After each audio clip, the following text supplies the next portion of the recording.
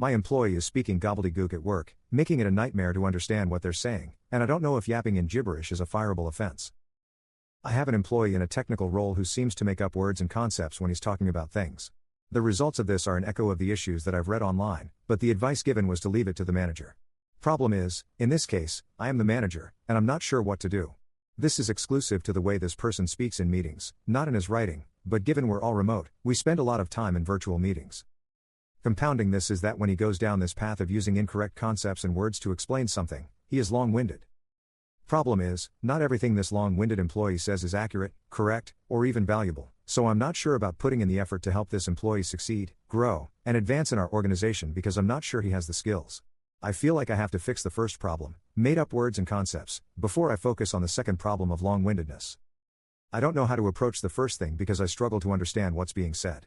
It takes extreme amounts of effort to determine what he's actually trying to say so that I can actually answer questions or assess situations. I've had to be direct and simply say, I don't understand what you just said because those words don't make sense to me, can you try again? I'm not sure what to do. This isn't a second language issue, he's a native English speaker, and I'm concerned not only that he doesn't understand his job, but that he may literally lack the capacity to understand it, even with coaching. The employee is not new, he was just very junior when he started, and I've been ramping him up, but I'm now concerned we've gotten to a point of technical complexity where there's suddenly a limit. The final issue is that the made-up words can often be quite fantastical, and so certain less technical people who encounter him in meetings perceive him as very smart and technical because they have no idea what he's trying to say and he's simply just a tall, straight, white man saying words loudly with authority. Can I do something to address this? Relevant comment. Yes. First, though, how's the rest of his work? If his work isn't good aside from the made-up words and the long-windedness, it might be simpler to just focus on the other issues. You don't have to spend the time and energy trying to solve these two things if he's not going to be right for the position regardless. But if that's not the situation, then my advice is, focus on the outcome you want. The outcome you want here is that he communicates clearly and people understand him, so approach it from that angle. For example, when you talk about technical topics like X and Y, I and others are struggling to understand what you're saying. You're using words that don't convey the concepts you intend.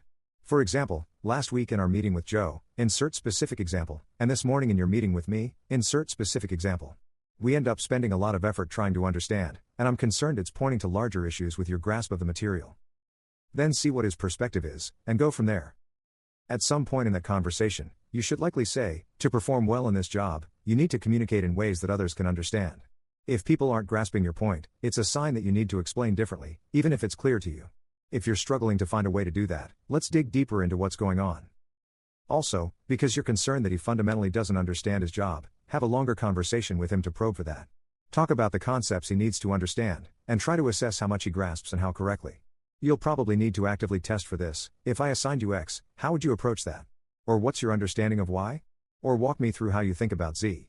In doing that, if you realize that he doesn't have the foundational knowledge and understanding to do the work, you should switch your focus from how he's communicating to whether he's equipped to do the job at all. It sounds like you'll need to be open to the possibility that he's not.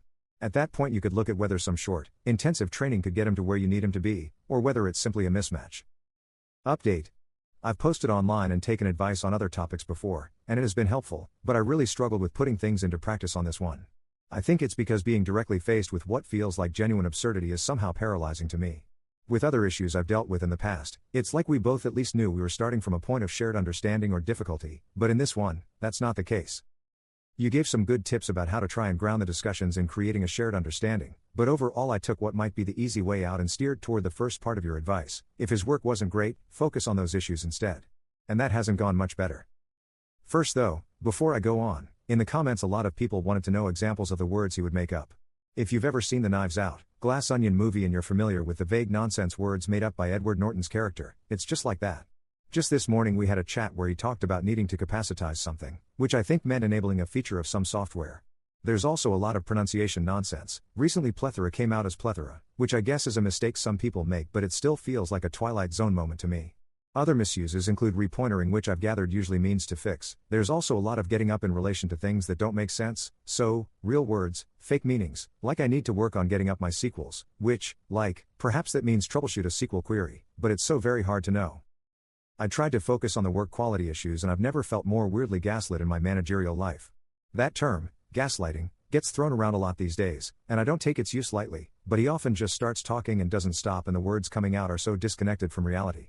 I've taken a lot more to just directly telling him I have no idea what he's trying to say. I also interrupt him way more to tell him to stop talking so I can take what he's trying to outline step by step, and I'll often be really specific, like saying, "Stop, let me repeat what I think step 1 of XYZ is, then just tell me, yes or no. Am I correct in my understanding?" It's much more direct and gruff than I have ever been with an employee and feels unnatural to me, but it has been a bit helpful. Sometimes he still just goes off into word salad, but I just interrupt him again. Now, all of that said, here's the fun, sarcasm, part. Someone else in our industry somehow put together that he was working for us, and passed along a note highlighting that he's also listed as currently working at another organization in an identical role on their website. We went to HR to see what we should do and to ask if the background check had verified start and termination dates for his prior employment, and hilariously our HR person said she didn't know if we actually looked at or kept background check information, and then also told us that as long as I couldn't point to a specific degradation in performance, it was perfectly fine for an employee to have 2 full-time jobs. She encouraged us to ask him directly, which we did, and he denied it. And that denial was good enough for HR.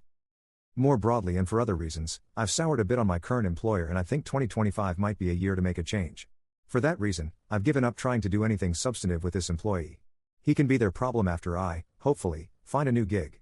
That's perhaps a bad karma choice, but I have been open with my boss and HR about my struggles with managing him and haven't gotten much support, and my current strategies of verbally badgering him into spoon-feeding me updates and progress have resulted in us successfully keeping things running, so there aren't unrecoverable bad outcomes from his relative incompetence, just a ton of effort on me to keep it all together. My energy to dedicate to that effort is waning, so it's time to whip out the trusty Ask a Manager guides on job searching and freshen things up. Hopefully the next time you hear from me it will be a new and interesting problem at a new job. Relevant comments. Comment 1. Despite being higher up, the original poster wanting to leave again proves the old adage that people don't quit bad jobs, they quit bad bosses. Comment 2. I fired an employee like this once. She was super incompetent, but this was one way she would disguise it. It really did make you feel crazy.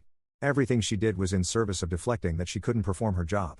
I eventually dumbed down her tasks to something super duper basic, something anyone of her experience should be able to do proficiently, and that you couldn't disguise with bullcrap because it would be either done correctly or not. I had to pair this task with strong written documentation of her instructions in every conversation we had about it, because when she couldn't accomplish the task she would try to deflect by claiming I told her to do something different. Anyway, don't overthink it, the word salad is just a strategy to disguise incompetence.